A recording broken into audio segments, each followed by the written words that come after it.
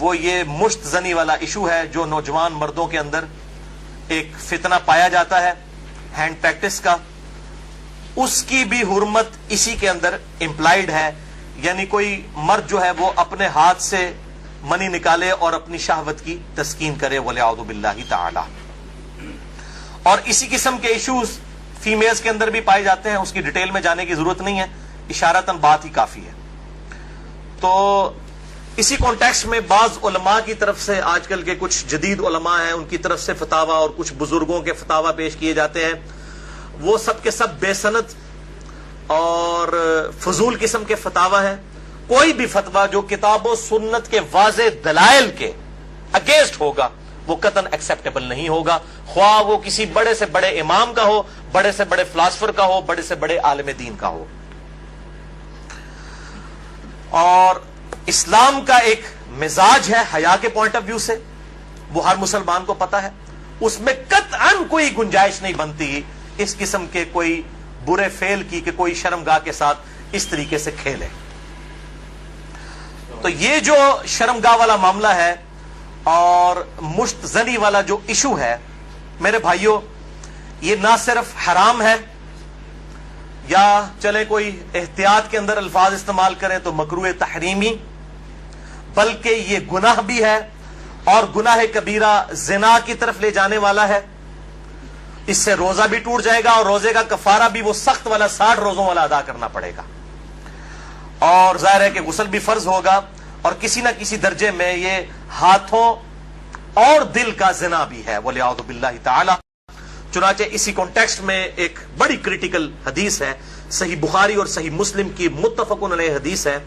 صحیح بخاری میں 6612, صحیح مسلم میں 6754 اور مشکات میں بھی 86 نمبر پہ یہ حدیث موجود ہے کہ آپ صلی اللہ علیہ وسلم نے فرمایا کہ آنکھ کا زنا دیکھنا ہے, کانوں کا زنا سننا ہے, بے حیائی کی باتیں سننا. زبان کا زنا بولنا ہے, فحش گفتگو کرنا. ہاتھوں کا زنا پکڑنا ہے, ٹانگوں کا زنا چل کر جانا ہے. اور نفس تمنا اور آرزو کرتا ہے اور شرمگاہ اس کی تصدیق کر دیتی ہے وَلِعَوْذُ بِاللَّهِ تَعَالَى. تعویل خاص کے اعتبار سے تو یہ زنا کے بارے میں ہے. تعویل عام میں ہینڈ پریکٹس والا جو مشت زنی کا ایشو ہے وہ بھی اسی کے اندر داخل ہے وَلِعَوْذُ بِاللَّهِ تَعَالَى. اب ظاہر ہے کہ اگر اس قسم کی بیماری میں کوئی شخص مبتلا ہے, اس کا علاج کیا ہے؟ توبہ کرے اور اللہ کی طرف رجوع لائے. اور اللہ تعالیٰ نے اس حوالے سے ایک نیچرل پروسیس بھی رکھا ہوا ہے. یعنی مردوں کے لیے خصوصاً احتلام کا, نائٹ فال کا ایشو ہے کہ جو ایکسیسو اس طرح کی جو انسان کے جسم کے اندر مادے بنتے ہیں وہ آٹومیٹکلی ایک فزیکل فینومینا آف نیچر کے تحت نکل جاتے ہیں. بہرحال اپنی شہوت کو کنٹرول کرنے کے لیے آپ صلی اللہ علیہ وسلم نے علاج تجویز فرمایا, سب سے بڑا علاج, اور وہ ہے نکاح. اور اگر نکاح نہ ہو تو پھر کیا علاج؟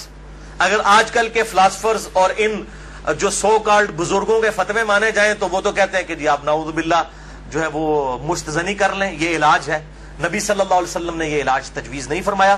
صحیح بخاری اور صحیح مسلم کی متفقن علیہ حدیث ہے. بخاری میں 5066 اور مسلم میں 3398 اور مشکات میں بھی موجود ہے 3080 نمبر. آپ صلی اللہ علیہ وسلم نے فرمایا, اے نوجوانوں کے گروہ, تم میں سے جس کے پاس استطاعت ہے وہ نکاح کرے. یعنی جو فائنینشلی سپورٹ کر سکتا ہے, جس کے پاس اتنا خرچہ ہے کہ معاملات کو لے کر چل سکتا ہے. یہ فائنینشلی میں کیوں کر رہا ہوں, وہ حدیث کے الفاظ اس کی حفاظت کر رہے ہیں. اگر کوئی شخص استطاعت نہ رکھتا ہو, اسی حدیث میں آتا ہے آپ صلی اللہ علیہ وسلم نے فرمایا, تو اس شخص کو چاہیے کہ وہ روزے رکھے. یہ روزے رکھنا اس کی شہوت کو ٹھنڈا کر دیں گے. اور اسی حدیث میں الفاظ ہیں کہ آپ صلی اللہ علیہ وسلم نے فرمایا, اگر تمہیں استطاعت ہو تو شادی کرو, نکاح کر لو. شادی کرنا نگاہوں کو نیچا کرتا ہے اور شرم گاہوں کی حفاظت کا ذریعہ ہے. اور جو شادی کی استطاعت نہ رکھے, یعنی فائنینشلی, یہ تو نہیں ہے کہ وہ نہ مرد ہے, نہ مرد ہوتا تو آپ صلی اللہ علیہ وسلم نکاح کا تو نہ کہہ رہے ہوتے. جو شادی کی استطاعت نہ رکھے وہ روزے رکھ لے.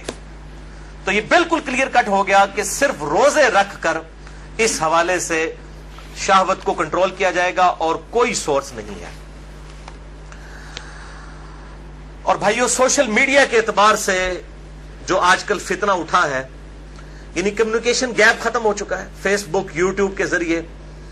یعنی پہلے زمانوں کے اندر تو اگر کوئی لڑکی لڑکا آپس میں کسی اعتبار سے رابطہ بھی کرنا چاہتے تھے تو کوئی رابطے موجود نہیں ہوتے تھے، لیکن سوشل میڈیا اتنا بڑا فتنہ ہے کہ کوئی غیر محرم مرد و عورت آپس میں رابطہ کر سکتے ہیں.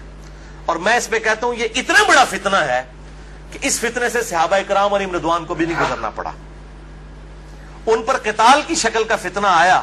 یہ فتنہ پنجابی والا نہیں ہے، یہ عربی والا ہے، آزمائش.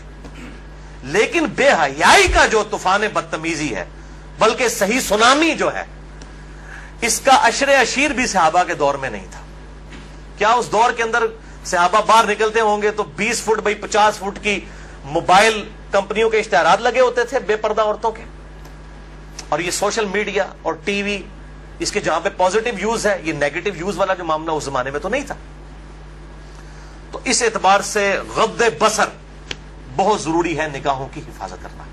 تو آپ صلی اللہ علیہ وسلم نے غض بصر کے لیے، نگاہوں کی حفاظت کے لیے، شہوت کو کنٹرول کرنے کے لیے نکاح تجویز فرمایا یا پھر روزے. اور میں ایک اور علاج تجویز کر دیتا ہوں اس حوالے سے، پھکی والا علاج اجتہادن. کیونکہ مجھے اکثر لوگ پوچھتے ہیں، کہتے ہیں جی روزے تو رکھے نہیں جاتے، جی مشکل ہے، گرمی اتنی ہے، وہ اسی لیے تو بتائے گئے ہیں. تو میں ان کو پھر ایک علاج تجویز کرتا ہوں، اینٹی وینم. کوبرا سانپ کاٹ دے تو اس کے وینم کا علاج اینٹی وینم سے ہوتا ہے، جو کوبرے کے زہر سے تیار ہوتا ہے.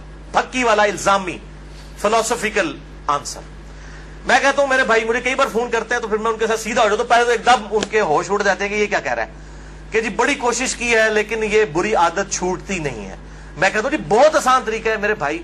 روزانہ آپ نے 1 منٹ کے لیے صرف موم بتی کے اوپر نا، اس کے شعلے کے اوپر آپ نے ہاتھ ایسے رکھنا ہے 1 منٹ کے لیے. تو میں نے کہا انشاءاللہ آپ کی عادت چھوٹ جائے گی. کہتے ہیں جی 1 منٹ کون رکھ سکتا ہے؟ تو میں نے کہا میرے بھائی 1 منٹ آپ اس کی پریکٹس نہیں کر رہے تو آپ نے تو انشاءاللہ تعالی اس گناہ کی وجہ سے جلنا ہے جا کے دوزخ میں. تو آج سے پریکٹس شروع کریں. اور بخاری و مسلم کی حدیث ہے کہ جو آخرت کی آگ ہے وہ دنیا کی آگ سے 70 گنا زیادہ تیز ہے. اس میں تو تلا جائے گا. یہاں تو ہم صرف آپ کو مشورہ دے رہے ہیں کہ آپ موم بتی کے فلیم کے اوپر صرف ہاتھ رکھ کے 1 منٹ کی پریکٹس تو شروع کریں نا. وہ کہتے ہیں نا جناب آگے دیکھی جائے گی جا کے. تو اللہم اجرنا من النار. تو یہ پریکٹس کرنی شروع کریں تو انشاءاللہ تعالی خود بخود